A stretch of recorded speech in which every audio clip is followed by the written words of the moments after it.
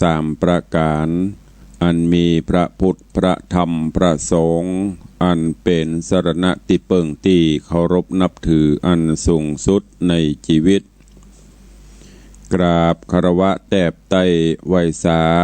ปุญญาปารมีธรรมพระมหาเถรานุเถระครูบาสังฆเถระเจ้าอันไม่มีประเดชพระคุณหลวงปู่พระเทพโกศลที่ปรึกษาเจ้าคณะภาคเจ็ด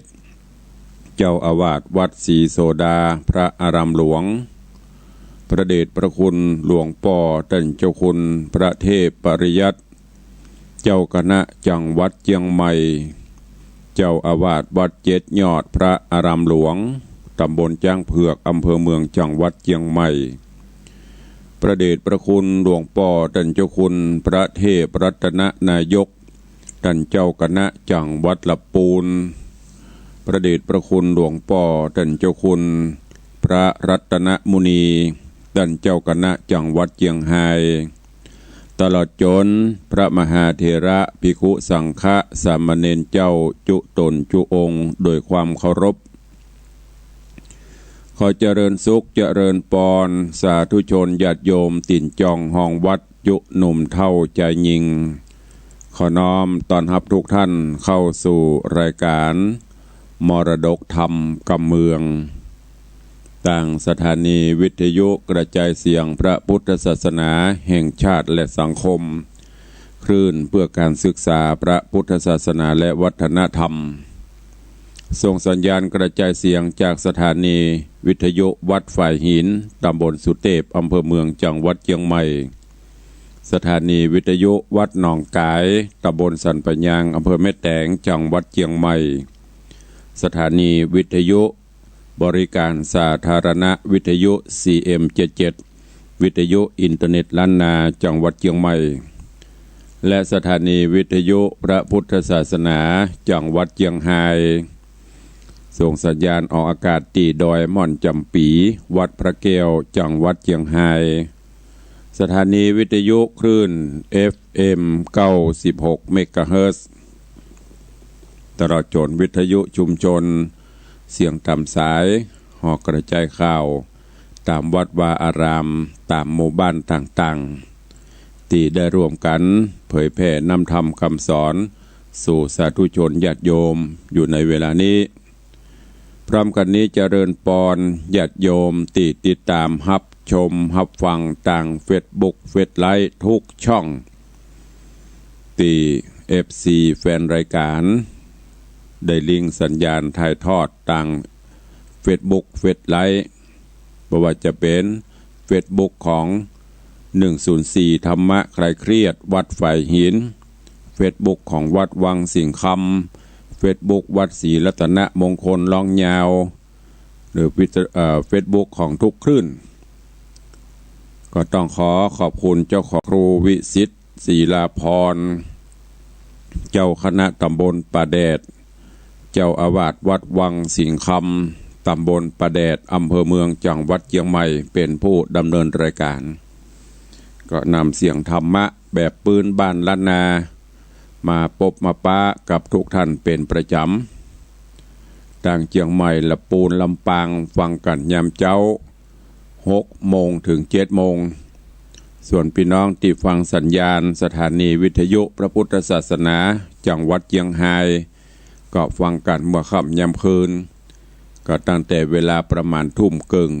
ถึง2 ทุ่มครึ่งหรือบางวันก็อาจจะเป็นทุ่มถึง2 ทุ่มดังที่ได้ฟังกันมาถึงวันเนอะ วันนี้อากาศยามเจ้าก็จะเย็นๆหน่อยควายมากก็จะอุ่นจะฮ้อนยามค่ำยามแรงก็อบอ้าวซะหน่อยถ้าดึกๆมาก็จะเย็นอากาศเปลี่ยนแปลงบ่อยดูแลสุขภาพกันตัวเนอะโดยเฉพาะอีพ่ออีแม่สวเฮาตั้งหลายผู้สูงวัยก็ต้องดูแลเป็นพิเศษตัวก่อนที่จะได้ได้ได้จ๋าก็ขอเชิญศรัทธานาบุญเฮาเนอะฟังน้ำฟังธรรมกันเฮียก่อนแล้วตายรายการ ก็ก้อยมาอู้มาเอ่ยมาจากันดังปกติที่เฮาได้ปฏิบัติมาพระธรรมเทศนาที่ได้นำมาเทศน์ให้ญาติโยมได้รับฟังกันก็ยังอยู่ในเรื่องของมณีจันทกุมารไข่แสงซึ่งก็ได้เทศนาจบลงไปแล้ว5ผูกด้วยกัน5ผูกด้วยกันวันนี้จะขึ้นผูกที่6ในตอนที่แล้วตึงพรหมปันสีภริยากับโพธิสัตว์เจ้ามณีจันทะก็ต่างก็ได้ปัดได้พรากจากกันโดยบุพกรรมที่ได้กระทำมาจนถึงตอนนี้ต่างพรหมปันก็หลังจากตีปัดพรากจากกันดันโดนไปลัดเลาะไปตามป่าเขาลำเนาภัยตอนนี้ก็ปุ่นละไปถึงบ้านถึงเมืองตัวเก่าผู้แล้วพ่อแม่ก็มาฮับเอาโดยความปรับปลื้มปิติดีใจที่ได้หันลูกปิกมาส่วนมณีจันทร์ก็ลัดเลาะไปตามป่าเขาลำเนาภัยเช่นกันตอนนี้ก็พดจดมาถึงบ้านถึงจองละถึงบ้านถึงเมืองพ่อแม่หันหูก็ดีอกดีใจอันเนี้ยญาติโยมทั้งหลายน้ำอกน้ำใจจิตใจอันประเสริฐยิ่งของพ่อแม่อันเป็นผู้บังเกิดเกล้าเมื่อลูกปัดพรากจากไปความตุกอกตุกใจโศกาอาดูลก็เกิดขึ้นเป็นห่วงเป็นใยแม้กระทั่งหูก็จังอย่างปัจจุบันเนี่ยส่งลูกไปห่ำไปเฮียนไปศึกษาฝนพญาปัญญาพ่อแม่ก็คือทอดคือเติงให้อยู่ส่งเงินส่งคำส่งอย่างฮื้อเมื่อลูกเต้าเฮียนจบความปราบปลื้มปีติยินดีก็เกิดขึ้นถึงแม้นยังบ่มีงานทำเตื้อพ่อแม่ก็ได้ชื่อว่าดีใจที่ลูกจบการศึกษาตรงกันข้ามหากลูกเป็นสัมมะเลเทเมาเป็นขี้แคบขี้ยาบ่เอาฐานเอาการเอางานอย่างซักอย่างยิ่งปัจจุบันนี้สำหายอยู่ที่ไหนกำกับโทรศัพท์มือถือเหรอเล่นกับเฟซเล่นกับไลน์บ่สนใจกันบ่สนใจงานบ่สนใจการห่ำการเฮียนการบ้านการจองเบาอย่างซักอย่างอันเนี้ยเลยเนอะอันตรายอย่างตุลุงลองพอถ้าอายุเฮายืนยาวเกเท่าไปล่ะจะเอาอันอย่างมากินมีวิชาความรู้ติดตัวนะคำโบราณเป็นห้องว่าเผื่อหูคิงน้ำปิงปอแห้งพ่อแม่ดูแลได้กระตัวบ่สามารถที่จะเลี้ยงได้หมดเนอะและที่สำคัญท่านก็ไม่ใช่จะอยู่กับเฮาได้ตลอดวันใดวันหนึ่งก็จะต้องถึงการเวลาที่จะต้องปิกต้องจากต้องปัดต้องพรากเข้าไปดังนั้นก็ขอฝากไว้เนอะลูกหลานตันเต้าเยาวชนคนดีจะไปหลงไปตัวกระแสโลกลำไปจะไปอันอย่างน้อยก็เป็นเรื่องของตัวเก่าเรื่องของข้าเรื่องของผมเรื่องของปี้จะไปคืดจะนั่นเฮาอยู่โดยสังคมส่วนรวมต้องปรับประยุกต์อย่างต่างๆในตอนที่แล้วมณีจันทร์ได้มาถึงบ้านถึงจองพ่อแม่ดีอกดีใจก็ป้ากันไปฮับเข้าบ้านเข้าเมืองจากนั้นก็ได้สอบถามว่าโอ้ลูกออกบ้านออกจองไปเนี่ย ได้ไปที่ไหนเป็นจะได้พ่องสุขทุกข์อันอย่างพ่องจ้า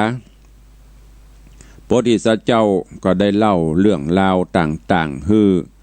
พ่อให้แม่ได้ฟังว่าโอ้นับตั้งแต่ออกบ้านออกเมืองไปเนี่ยก็เข้าไปในป่าไม้ไผ่สนก็ไปพบไปปะสิ่งสารสัตว์ต่างๆหลอดขุมหลอดเครือป่าไม้ไผ่สนไปได้ประมาณเดือนปลายก็ไปพบใส่ยักษ์ซึ่งแถลงเป็ดออกมาเป็นไม่ยิงมาหลอกล่อโอ้งามเนอะพอดีบ่าว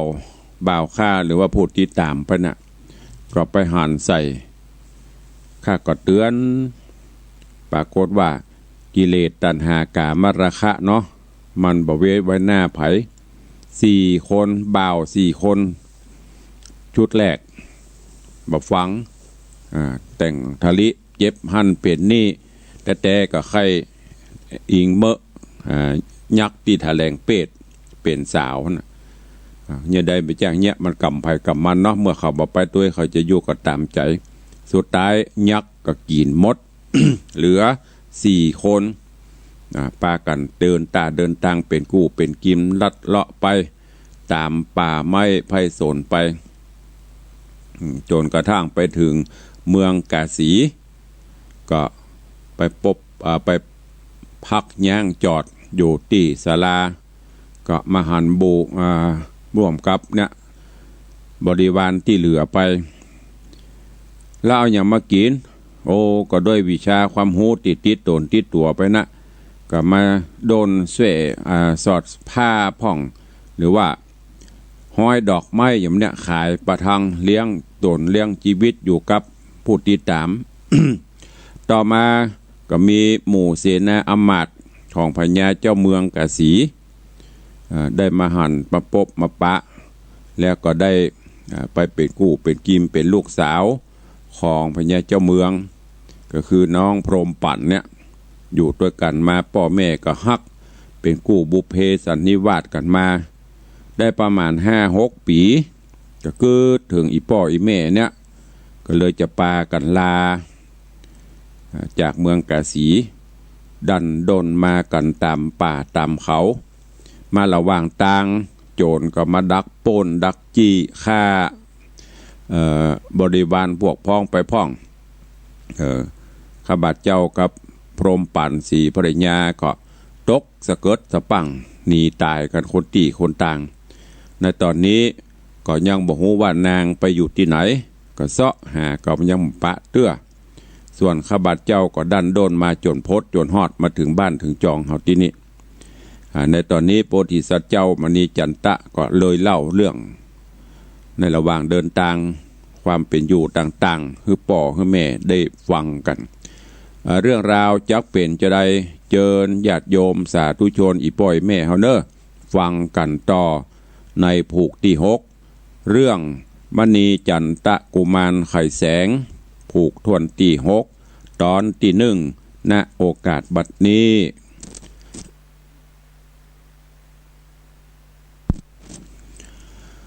นะโมตัสสะภะคะวะโตอะระหะโตสัมมาสัมพุทธัสสะเอ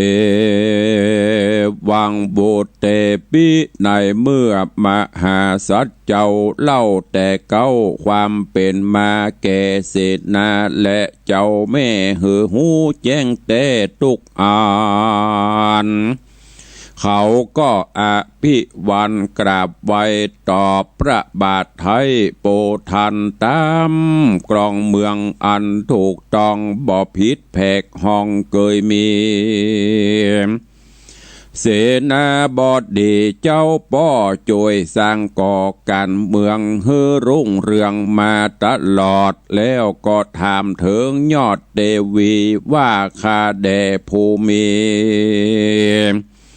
ที่ราชอันวาดนางนาถพรหมปันเจ้าได้หันมาดังอันบาดนี้นั่นแน่อยู่หนใดจักได้จากไปเสียกว่าเพราะปัดกันกลางป่าหายลงกาว่าตายในดงจนขาดในกลางป่าดงรีจอมทัดนี่นอนน้อยก็จะตอบถอยเสนาว่าเฮาเสาะหาโจรควายป่าบ่ปะปบนาโหนได้ แม่นตายไปก็ลางหันซากเสาะแต่หากบ่หันบ่ได้นางพรหมปันยอดจูมาเป็นกู้หัวใจเฮาบ่ลืมหน้าได้ง่ายจากทุกโศกให้ตั้งวันเมื่อมณิจาน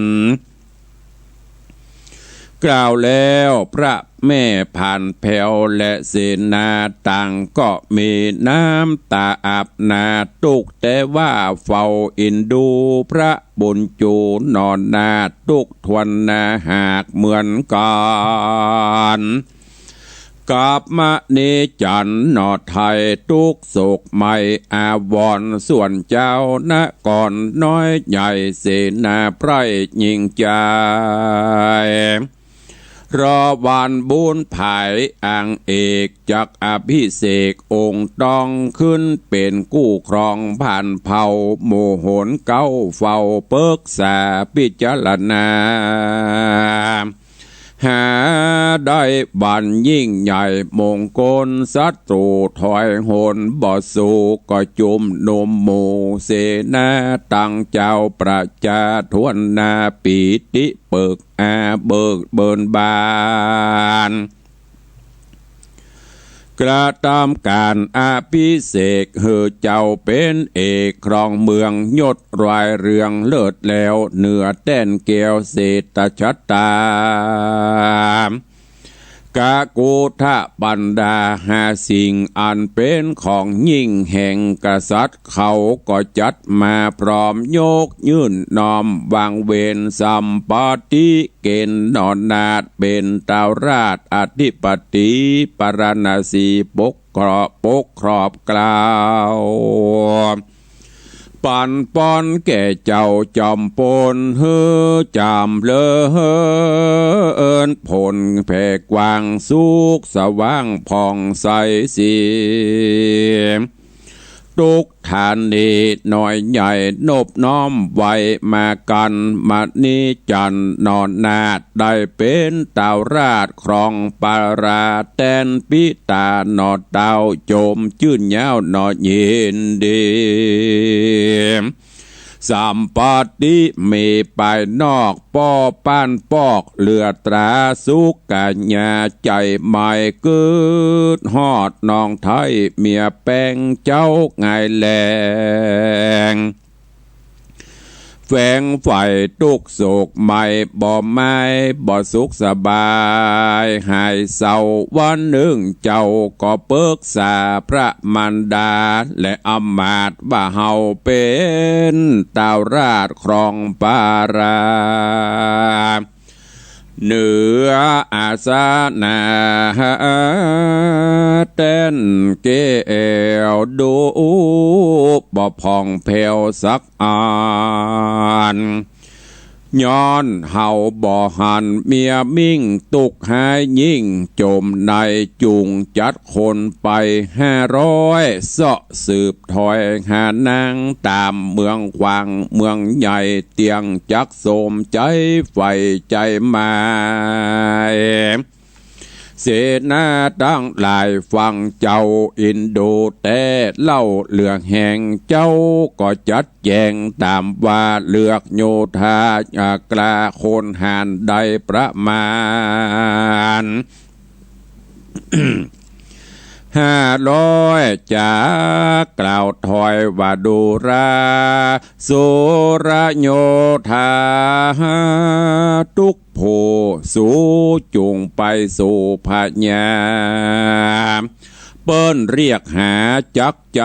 เขาก็เขากราบเอาไว้กราบตุนละอาสาว่าข้าแด่พระราชาธิราชเจ้าเอา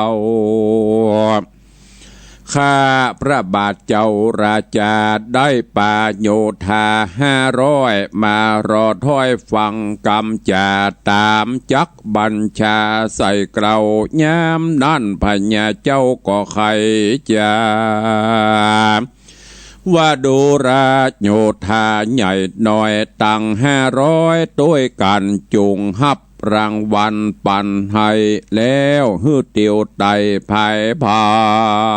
นไปเสาะหาพรหมปันผู้เป็นเมียข้าทุกแหล่งลาฐานนี้ฮือหูเรื่องราวดีบอกมากล่าวแม่นนางอยู่ดาวแดนใดฮือคืนมาไวอย่าจะแล้วเจ้าฟ้ามณีจันทร์โป่งรางวัลตันตอด500ยอดโยโหธาถวายอำลานอดนาดออกจากปราศาสตร์วังหลวงเขาตั้งปวงทวนแนเอาเป็ดเป็นป่อกล้าขายครัวดาบกับตัวกู้กอดเอาสุกสอดไว้ในไม้การก็กามนาการเตียวไตออกเมืองใหญ่ปารณสีเข้าสู่ดงรีป่าไม้ลัดเลาะไต่ไพรสน500คนป่อกล้าหมายมุ่งแนนอดาไปถึงเมืองใดยังจอดเอวเสาะสอดหาหันข่าวนางพรหมปันน้องนาดโดยความฉลาดวาตีบ่หันโคนในธานีล่วงโหยดย่างอยู่เป็นคราวบอดใดเรื่องราวดังว่าปวปากันกว่าเดินจรถึงพระนครต่างๆไกลๆห่างต่างไปพักนอนได้ถามทองทุกแห่งห้องธานีเมินดีสะสอดก็ไปฮอดเมืองปาลาแห่งหนึ่งนาว่าอ่อนเขาหมู่นั้นเขาอาศัยพักนอนในศาลาใหญ่ที่เปิ้นแป่งไว้ข้างมักกายามเมื่อโยธาพระเจืองจันทร์ยังอยู่หันบ่ปอนันบ่ตันสำราญหายมอยโยธาน้องน้อยนางพรหมปันที่เอาการเตียวไตเสาะสอดไข่หาม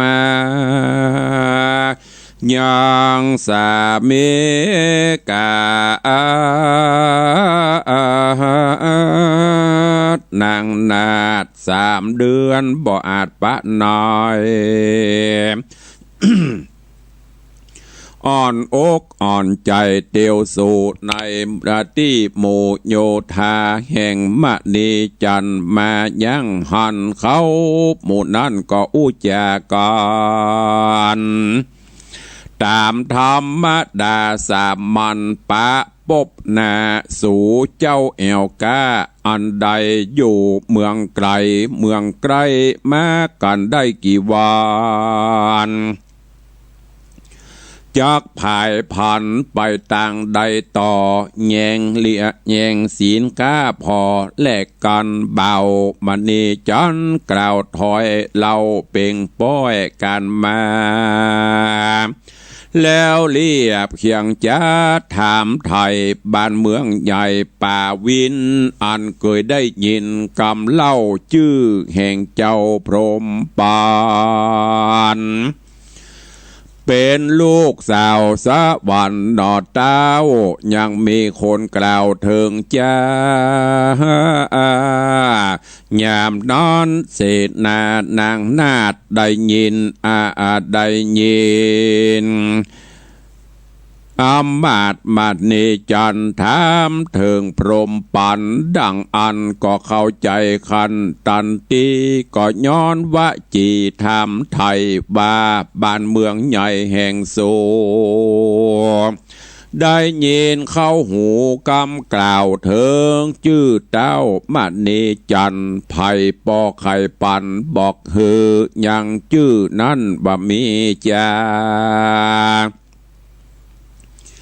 ยามนานเสร็จนาสองหมู่ก็เข้าใจหูแก่กันเกิดเรื่องนางพรหมปันน้องเนากับพระเจียงเจ้าสามีบอกปุเรติอยู่ตังสองกู้โสมนัสสาคืนนั้นแน่นอนอยู่หันศาลาหลังนั้นหิมต่างโจรรุ่งสั่งแจงส่องอาทิตย์ผ่องรังสี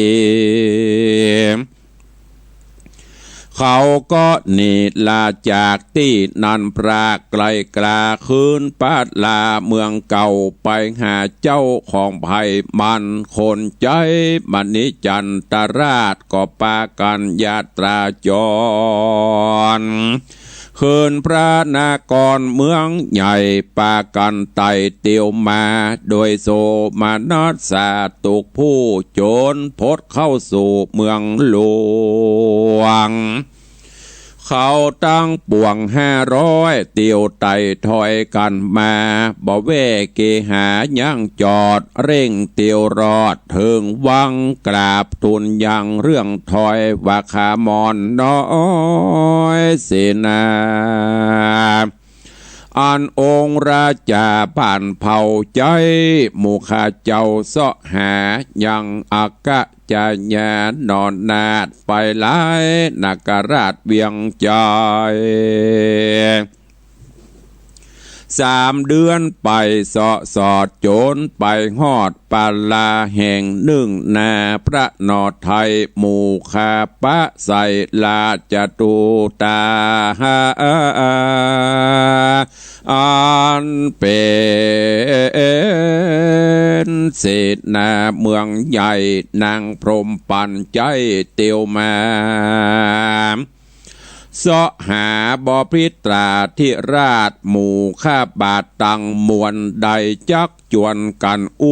ก็ได้หูเรื่องความมีว่าพระเทวีนางนาถเป็นลูกดาวราชป่าวินผู้ข้าได้ยินเขากล่าวก็โจมจื่นเย้ายินดีได้สั่งความมีไปฮอดถึงตึงจอดนางพรหมปันยามนอนมณิจันนอดเต้าฟังคำกล่าวเขาจาดีใจนักนะแต่เราพระผ่านเผากอดดอดปันยังลาจะลังวานหลายสิ่งเสื้อผ้ายิ่งเงินคำยกยอตำปันแบ่งเหมาะแก่ตำแหน่งไผ่มันเขาหับรางวัลจากเจ้าแล้วปิกปอกเต้าเกหาจากปิกเขินจาเรื่องเล่านางนอดเนาพรหมปานใจโคนพันเตียวไตเสาะหานอไทยผู้มีน จากเมืองป่าวินเตียวไตเมืองยังเมื่อยังไปขึ้นมาส่วนพระปิตาตนป้อก็เกิดพอใจขะนิ่งว่าลูกยิงกูนี้ลบหลีกลี่ลานีแผ่วเมืองกาสีที่หันได้ใจผู้หนึ่งนั้นเป็นสามีเมื่อจากกาสีเข้าป่าถูกโจรพาฟันลายล่างกวนตายเสียเล่าแม่นบอดเน่าตายเสียจักเอาว่าจักมาเอาเมียมันปอกกูบ่ยอมฮือออกปาลาจากเสาะหายังกู้ฮือได้อยู่ห่วมกับกันบัดนี้เฮาหันใจผู้หนึ่งเล่าเป็นลูกเต่าแห่งเสนามีกำลังปัญญาสามารถเปื่อจักอาจผโจรฝูงหมู่คนคิดให้ฮือเต้นไปเพตากะลิงกะปุริสามีจื้อจับกาลิงกะปุรีสามีจื้อจากมอบนางฮือแก่มาน เป็นผัวนางพรหมปั่นลูกลาจักดีไปนาบ่อสงสัยเมื่อเต้ากึดใจหันแล้วก็เรียกลูกแก้วชื่อพรหมปั่นโดยสับปานเล่งฮืบหมู่คนใจไปเจินเขาเร่งเดินสวยตามอาจแย่ไพรลาจายามนอนนาดนางนาดอยู่ในภาษาของตัวตุกหาผัวใจร้องร่ำให้เมามัวเมานั่งซบเศร้าเงาอยู่คนใจเข้าสู่เจินนางไปซ้อไปสู่หอขวางปิตุราชเพราะบ่อาจคัดกรรมจาเร่งเตียวมาบ่จ้าแผ่วพระเจ้าฟ้าจอมเมืองนั่งบนเรืองนั่งอยู่ก้มหน้าสู่ปาตายามนอนนาป้อเต่าก็ตันทาถอยกล่าวเยียนจาว่าพรหมธิดาเฮ้ยลูกป้อฮักแต่นอปานใจเจ้าจุงตัดอะไรเสียจากโศกเศร้ามากเวทนาหาสามีกาแห่งเจ้าฮือเป็นปางเป่ามองได้ลอยมันล่างตายกลางป่าถูกโจรฆ่ามอละนาปล่อยบ่ออันก็อยู่โหนไกลไปยากจักลำบากวันหลังป้อบ่อโปนโปงปันยังตัวเจ้าเฮือได้ไต่เต้าไปไหนเจ้าอย่าอะไรผัวเก่าบ่ถ้าโศกเศร้าแหบมานป้อจากเสาะปั่นเฮือใหม่ลูกอย่าได้เหลือกำจาแห่งปิตาป้อเจ้าวันนี้เล่าเป็นวันดีใจแย่ติดที่อันเลิศเป็นวันประเสริฐนักแน่ป้อจากวิวาหาฮือเจ้าพรหมปานน้องเนาได้ฟังประดังเหลาเล่มใหญ่แต่งเสียบใส่คำใจดังจักแตกไปบาทนั้นหลายหมื่นจันเวทนาจะละเนตตาไหลบอกขาดกอดยังบาทพระปิตาว่าข้าแด่พระปิตาเฮ้ยเป็นเจ้า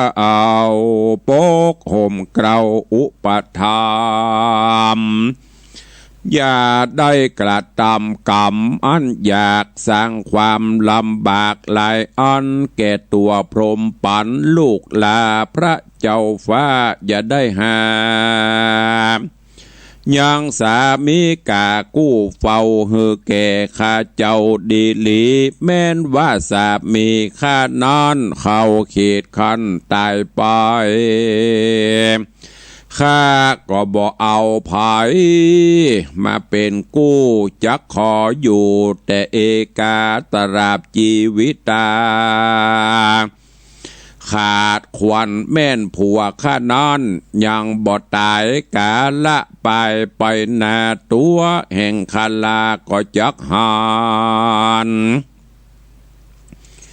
ข้าเจ้าพร้อมปั่นลูกป้อ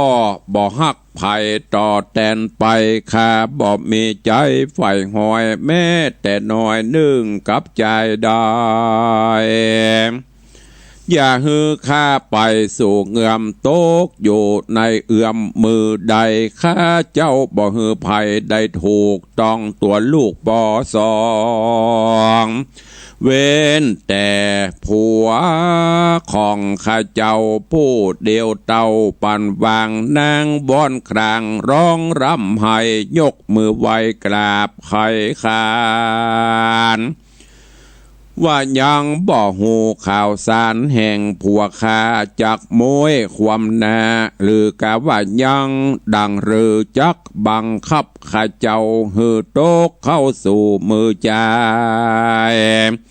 อันเป็นที่หมายนันเล่านักปราชญ์เจ้าตานไขจาว่ายิงได้นามีผัวแล้วป้อยกลาดแกล้วนี่กลายเบิ่งอาศัยใจอื่นบาปร้อยหมื่นเกิดมีมาตราบใดสามีกาแห่งคาบ่โปร่งบอกว่าลาวางสายเมียกว่างเกิกขันบ่ปูดขาดบันกันไปถ้าภัยเกิดใจจงเจตโดยกามกิเลสตัณหาได้ชื่อว่าพิษปริญญาเจ้าหมู่ยิงได้ผัวบ่สู้ตัดบานขาดเสียกันดังอันยิงพูดนั้นจริงป้นมีเป็นเมียบ่อันผัวตายเสียตอดละจริงป้นภาวะเป็นปริญญาใจได้หนาแม่นใครใดก็บ่ใจจากพิษศีลแม่ไม่ในแผ่นดินมีมากอันนี้หากเป็นธรรมดาป่อใจ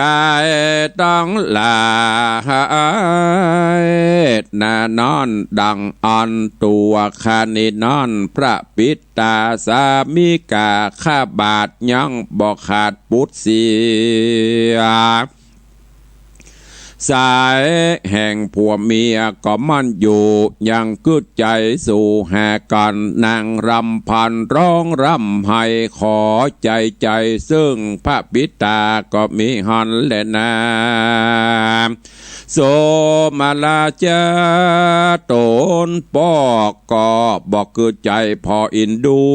อย่าเหมือนกรรมอย่าเหลือกรรมกูป้อว่าผัวลูกและนางพรหมปันไผ่บ่หันไผ่บ่หูไผ่บ่ฟู่ไผ่บ่อูไผ่บ่คอ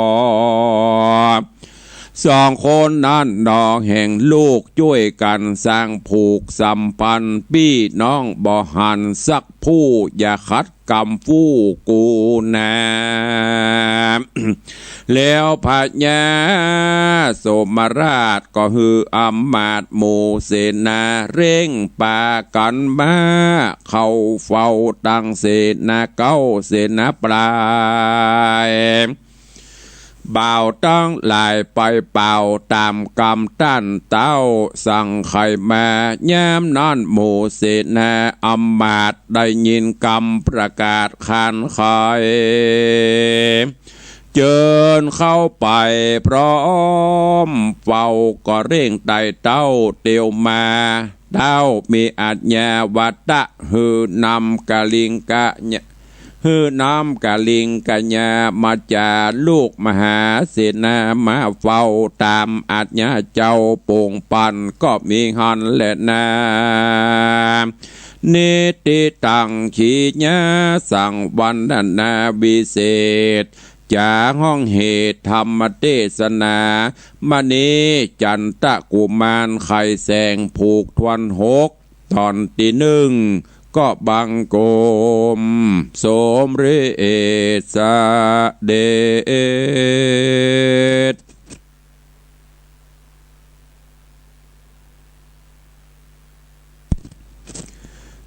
ญาติโยมสาธุชนทั้งหลาย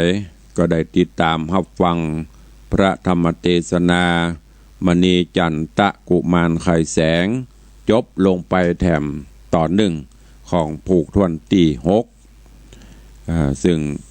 ได้น้อมนำมาเทศให้ท่านทั้งหลายได้รับฟังกันในวันนี้ซึ่งในตอนนี้ตังพรหมปัน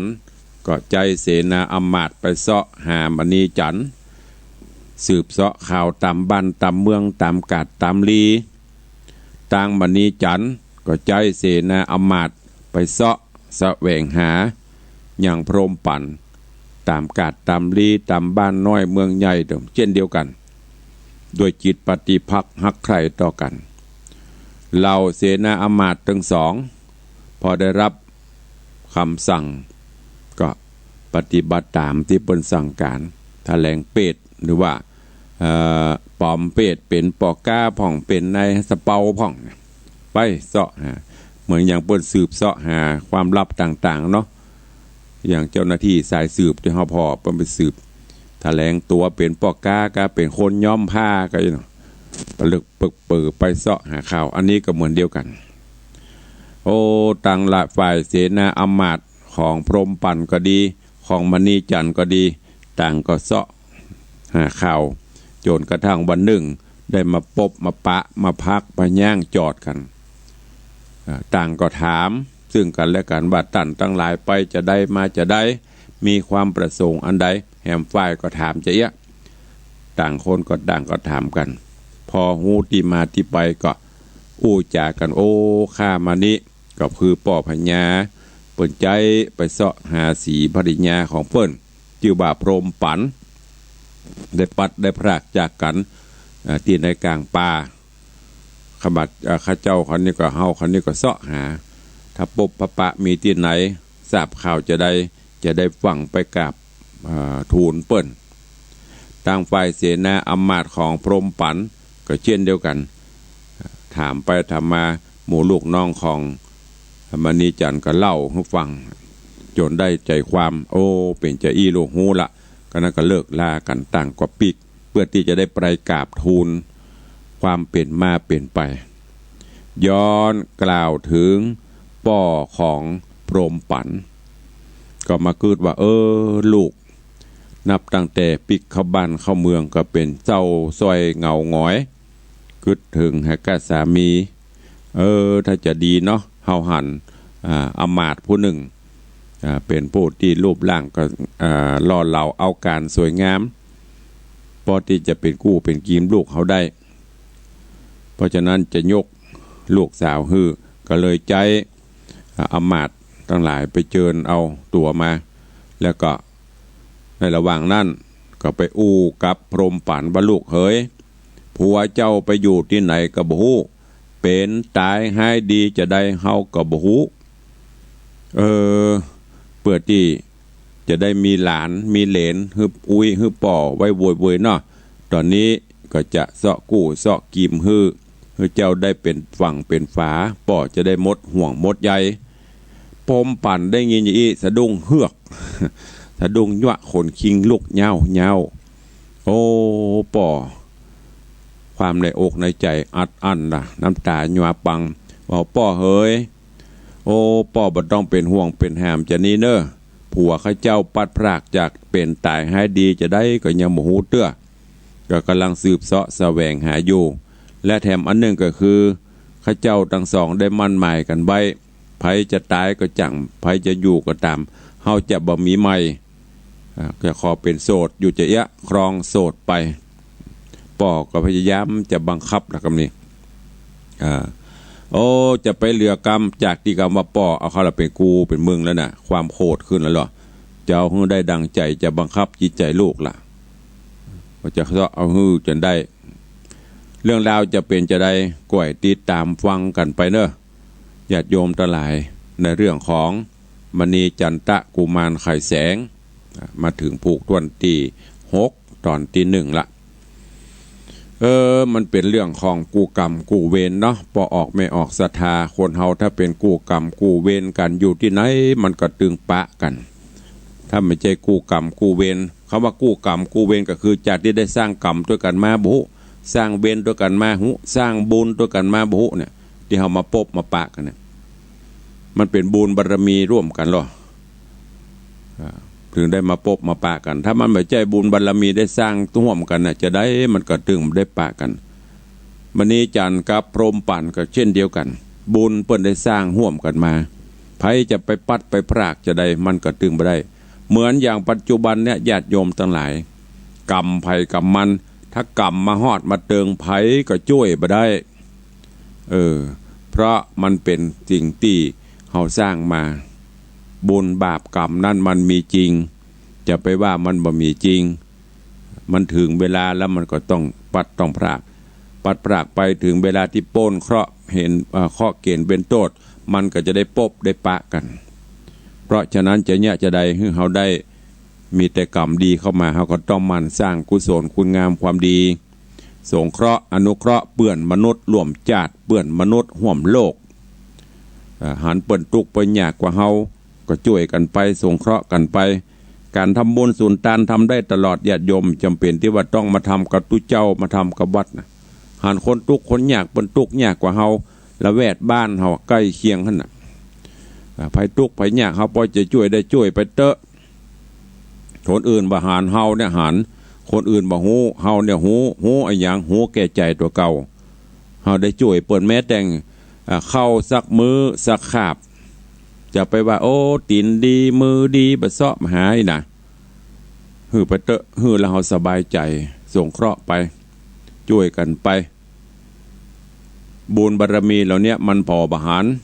วันหนึ่งมันก็จะพลันปีกมาตอบมาซ้ายเฮาที่สำคัญคือจิตเฮาต้องบริสุทธิ์จะไปมีอคติสร้างบุญกุศลโดยจิตใจเบิกบานบุญกุศลก็จะตอบสนองเด้อฉะนั้นวันนี้ฝากไว้กับสาธุชนญาติโยมต่างหลายที่ได้สดับรับฟังกันวันนี้ก่อนที่จะได้ได้เอ่ยกันหน้าไมค์ก็ขออนุโมทนาขอบคุณเด้อตะวานี้ก็มีโยมแม่อุ้ยม่อนศรีนวลมานันโยมแม่อุ้ยม่อนศรีนวลมานันบ้านร่มเย็นเพรส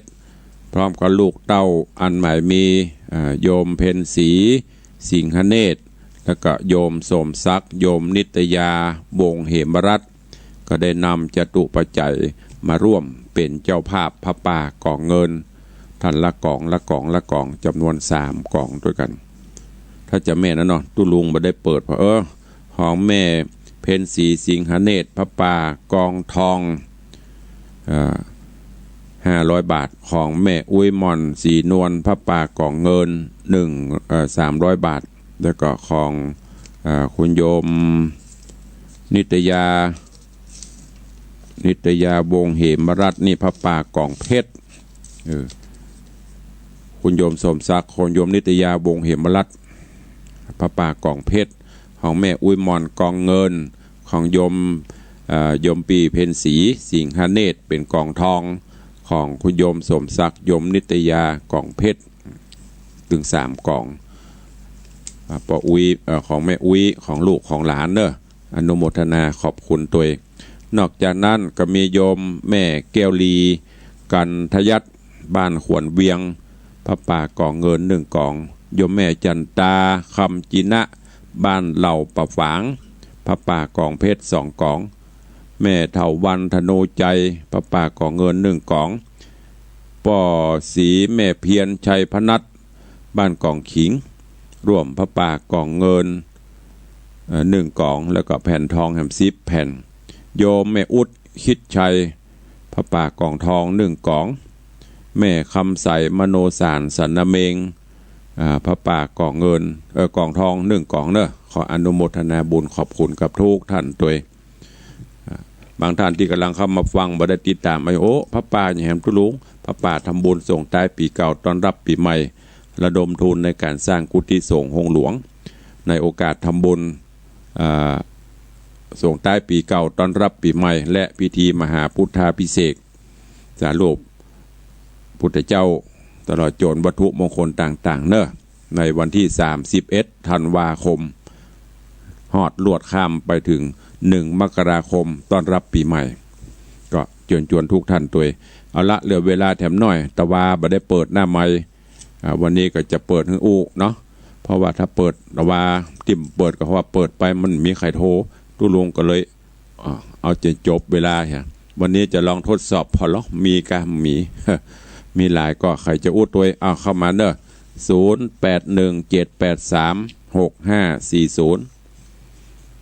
0817836540มีใครจะอู้ตัวตุลุงเหลือเวลาแถม4 นาทีจะหมดเวลาใครจะอู้ตัวกับมาเด้อมีก็วันนี้มีใครฟังก็บุญกุศลเมื่อเฮามีก็สร้างไปเนอะสร้างบุญกุศลไปเถอะ ทำบุญหยาดน้ำกินตาลหลวงหลายจักสุขสบายต่อไปหน้าสุขสบายไปหน้าก็คือสุขสบายในจัดนี้จัดหน้าสุขบานหวั่นใจทำไปตามอัตภาพที่เราจะสร้างสมที่เราจะทำไปเนอะก็อนุโมทนาบุญขอบคุณกับทุกท่านตัวเองเจริญปอนอนุโมทนาสาธุเนอบุญรักษาเหมือนเดียวกันเนอมีใครโทรไอเบียวโทรคนเดียวก็ได้ไม่ง้อน้อยเบียวเนาะมีใครโทรหากระโทร2 คน ไอเบียวครองแชมป์อยู่ตลอด ทุกวันทุกรายการติดตามฟังธรรมะคนอื่นบ่โทรไอเบียวโทรก็ดีแล้วเนาะ ไม่มีใครฮักตุลุงไอเบียวยังฮักอยู่ดีแล้วโหลเจริญปอน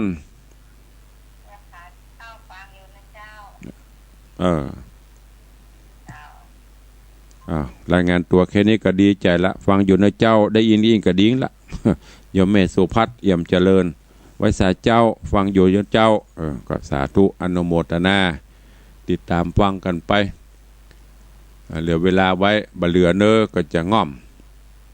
ได้อู้ได้จ๋าก็เหลือเวลาเฮ้อไผจะอู้ด้วยก็อู้ไผบ่อู้ก็ตามใจเด็กหญิงมันเตือนมือมูเนี้ยหมู่เก่าๆเขาเนี้ยแฟนครับตุลุงมีแม่จันหม่อนจันคำเหียไอเบี้ยวเหียแม่สุพัฒน์เหียสักสาวเนี่ยที่ฟังตุลุง เด็กหญิงจันคำว่าใดฮะ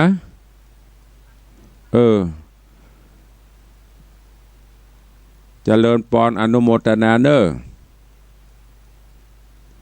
สายต่อไปก็นั่นน่ะมันเตือนก็น่ะหมู่เดียวเนี้ยมันหมู่เดียวเนี้ยคนอื่นตึมหมีหมู่เก่าๆเขาเนี้ยแฟนคลับตุลุงสักสาวปอนเนาะดีกว่ามีใครฟังเนาะเจริญปอนสาธุเจริญปอนสายต่อไปโล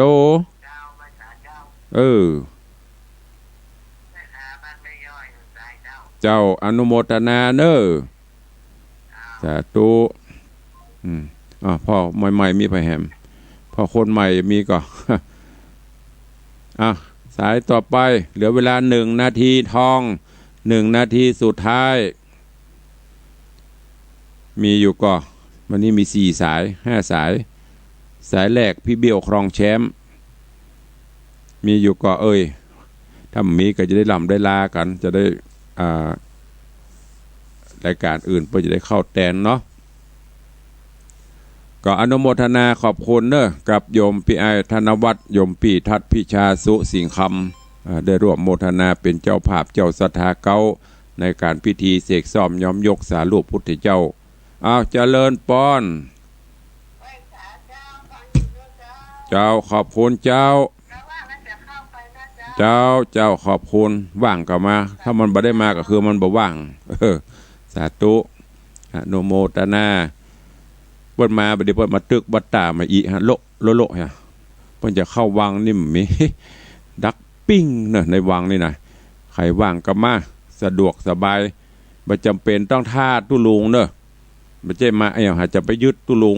มาวัดมาปะกำเป็นยังทำบุญหยาดน้ำไปเพราะว่าต่างคนต่างมีภารกิจจะเลินปอนสายสุดท้าย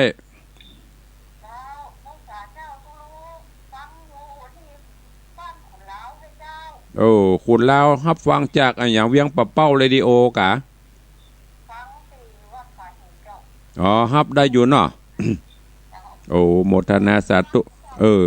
โมทนาสาธุเนอจะเลินปอนสาธุไปว่าไปถึงคุณลาวบุญอยู่ขอบคุณเนอะเอาละวันนี้เวลาหมดเวลานำรายการจากญาติโยมศรัทธาสาธุชนเฮาเจ้าข้าไปก่อนเนาะปะกันใหม่วันต่อไปขอความสุขสวัสดีจุ่งบังเกิดมีกับทุกท่านเนอจัตตาโลธรรมาวัตันติอายุวันโน